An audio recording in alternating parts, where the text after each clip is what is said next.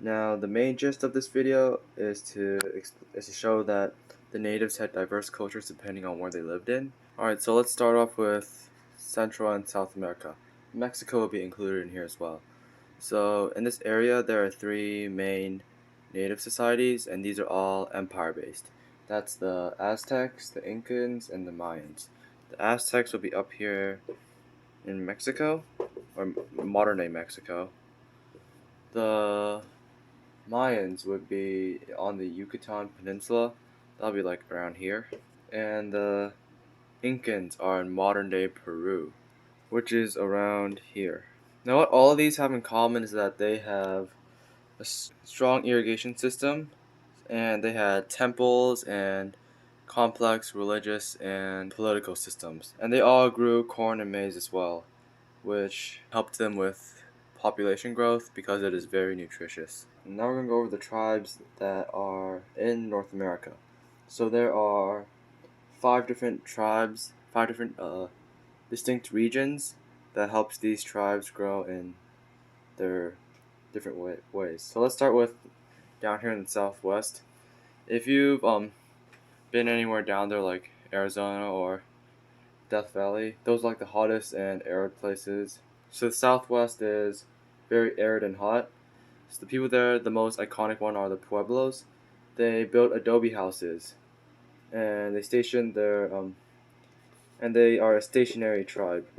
And because it's so hot, they build their houses out of adobe, and these are just like mud bricks, and they help insulate and keep the insides cool. And since they're stationary as well, they also have an administrative society with religion centers and artisans.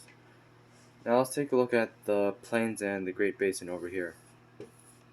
This is like the Midwest of the America or North America, and this is so the environment here is it's a lot of grasslands. There aren't really much forests or any type of irrigation system or any like major rivers. So the people here lived and hunted in this climate.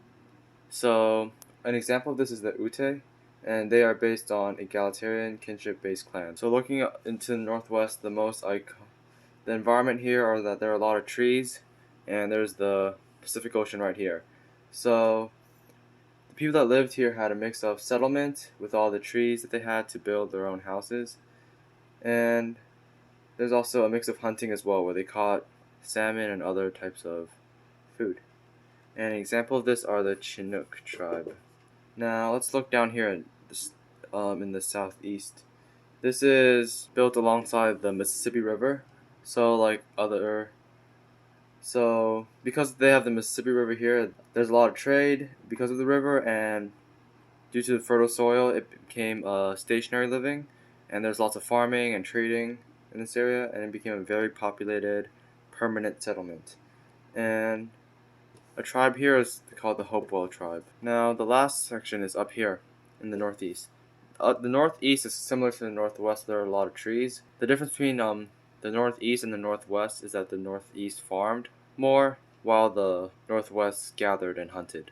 So some of the stuff they farmed up here are squash, maize, and beans. And an example here are the Iroquois.